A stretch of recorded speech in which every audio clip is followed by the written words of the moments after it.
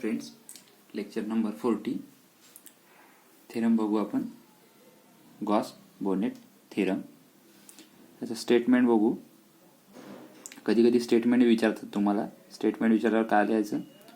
For any curve C which enclose a simple connected region R on a surface axis of a C is equal to the total curvature of R. आपल्याला prove काय करायचं आहे? Excess of C is equal to the total curvature of R. हे statement आहे Gauss Bonnet थेरमचं. So let's prove बघू आपण. Let a curve C enclose a simple connected region in R. So this is diagram. R is a simple connected region. This connected region is a R1, R2, R3, R4, R5, R6. This is a simple connected region in a surface R, and alpha 1, alpha 2, alpha 3, alpha 4, alpha 5 is this region connected is the angle in the surface of region R. So let C consist of n arcs, say as A0, A1, A2, A3, A4 up to so on A6. So AR minus 1, AR1, AN minus 1, AN is equal to 0 with finite n. Let alpha r be the angle between the tangential to arc AR minus 1, AR and AR, comma AR plus 1. Alpha is the angle between the tangential curve. So then we write axis C. कसं लिहू शकतो मग आपण? Axis C is equal to alpha r angle between tangent 2 pi minus summation of n r is equal to 1 alpha r minus integration c kg into ds, equation number 1. This is an invariant independent of the particular parameter. Also by a Lewis theorem for kg we have. By Liouville's theorem आपण k g कसं लिहू शकतो? Integration C k g d s is equal to integration C bracket d theta plus p D you plus Q D v. याला equation number आपण 2 देऊ. So wear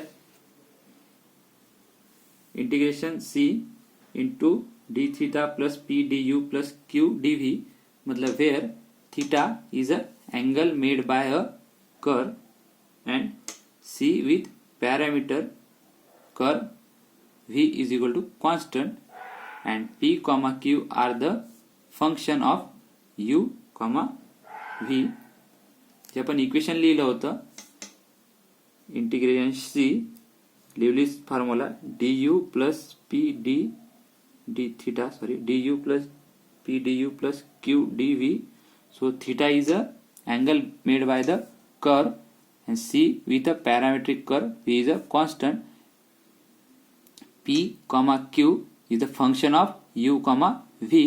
Since the curve V is equal to constant from a family in a region R bounded by a curve C, the tangent to the curve C turn through the 2 pi relative to this curve. Therefore that is integration c d theta plus summation varies from r is equal to 1 to n alpha r is equal to 2 pi. So integration c d theta is equal to 2 pi minus summation varies from r is equal to 1 to n alpha r. इथे काय केलं आपण? D theta as it is ठेवला is equal to ही term आपण right hand साईडला नेली. So इथे काय होईल? 2 पाय ही टर्म मायनस होईल minus summation R is equal to 1 to N alpha r. So summation R is equal to 1 to N alpha r is equal to काय लिहू शकतो आपण 2 pi minus integration C d theta using equation 2 and 3 in 1 we get equation 2 आपल्याकडे लिवलीज थेरमवरून घेतलेलं आपण integration K G D S ची व्हॅल्यू आणि इक्वेशन 3 आहे summation R is equal to 1 to N alpha R ह्या व्हॅल्यू आपण इक्वेशन 1 मध्ये पुट करू. काय मिळेल आपल्याला axis C is equal to minus integration C P D you plus Q D V as R is a simply connected and PQ is a differentiable function of U and V in R, then by Green's theorem integration C by Green's theorem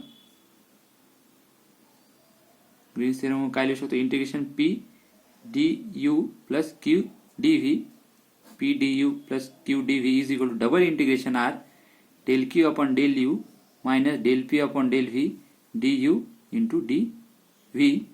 Hence writing ds is equal to h du comma dv for the surface element. So axis C is equal to double integration k ds याला equation number आपण 4 दिला where k is equal to minus 1 upon h del q upon del u minus del p upon del v. So आपण value लिहिलं c is equal to double integration R K d s. So where K is equal to K ची value काय minus 1 upon H del Q upon del U minus del P upon del V ती value आपण इथं put केली. We shall now shows that the function k is uniquely determined as a function of u comma v. Suppose k is a not unique. आपल्याला show करायचं आहे that the function k is a uniquely determined as a function of u comma v. त्याला uniquely आपल्याला determine लिहिता आलं पाहिजे u comma v च्या function मध्ये. Suppose k is a not unique. Suppose आपण कन्सिडर केलं k is a not unique. Let k bar is a function such that axis is equal to double integration k bar ds, then double integration r bracket k bar minus k bracket close ds is equal to 0 over r. R means total surface of the curvature. याला equation number C दिला. Suppose k bar is equal to k at some point A of R, then there are two possibilities occur, k greater than k bar greater than k or k bar less than k at a point A. Suppose आपण k bar is equal to k जर घेतलं at a some point A of R, then we are two possibility होईल. कोणती possibility k bar greater than k or k bar less than k. दोन condition मिळेल आपल्याला. So let आपण first condition बघू. k bar greater than k since the given surface is of class 3. So del q upon del u comma del p upon del v are continuous in R. So in a subset R with k minus k greater than 0 at each point of a R. So double integration R k minus k bar minus k into ds greater than 0 at each point. So similarly for first prove झाला आपल्याला double integration of r k minus k ds greater than 0 means k bar minus k greater than 0 हे prove झालं आपल्याला. First केस म्हणजेच k greater than k, this is proof. So similarly for k bar less than k हे आपल्याला prove करायचं आहे. So double integration r into k bar minus k ds less than 0, but both are contradiction to gives that double integration r k bar minus k into ds is equal to 0.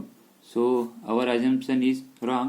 Hence k bar is equal to k. So k bar minus k ds is equal to 0. This is assumption is wrong. So hence k bar is equal to k. So k is uniquely determined as a function of u comma v defined. So k ला आपण uniquely determined लिहू शकलो as a function of u comma v. So define integration r k ds as a total curvature of r. So आपल्याला prove करायचं होतं c is a curvature and the total curvature of r. So तो आपल्याला total curvature of r काय मिळालं, integration of r k ds as the total curvature of the r. We have proved that the total curvature is exactly exists in any region r enclosed by the c. Hence prove. Next theorem Gaussian curvature theorem किंवा statement म्हणू शकतो.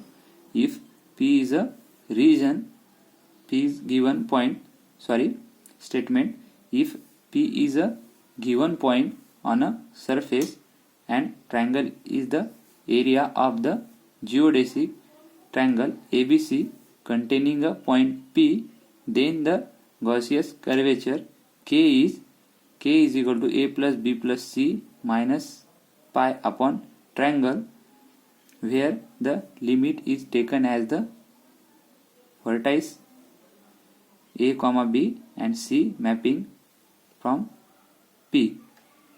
So आपल्याला prove करायचं आहे k is equal to a plus b plus c minus pi upon triangle. So if p is a given point on a surface and triangle is the area of a geodesic, so ABC is containing a point P, then the Gaussian curvature k is equal to 1 plus b plus c minus pi upon triangle prove करायचं आहे. So proof for the geodesic triangle ABC with interior angle ABC on a surface is the total curvature is ABC minus pi.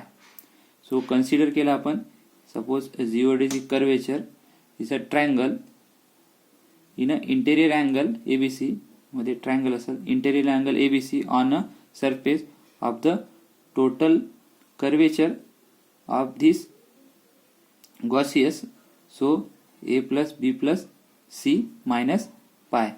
So total curvature of this a plus b plus c minus pi. Hence we have ला कसं लिहू शकतो, integration triangle k ds is equal to a plus b plus c minus pi, where k is a constant. So where k is a constant term. So therefore integration triangle k ds is equal to k triangle is equal to a plus b plus c minus pi, which gives that यालाच कसं लिहू शकतो मग आपण, k is equal to a plus b plus c minus pi. Triangle right hand साईडला नेला divide मध्ये चालला गेला. So k is equal to 1 plus b plus c minus pi upon triangle. Hence the Gaussian curvature at the point P is k is equal to limit a plus b plus c minus pi upon triangle, where the limit is taken as all vertices tends to P. Hence proof. हेच prove करायचं होतं, k is equal to limit a plus b plus c minus pi upon triangle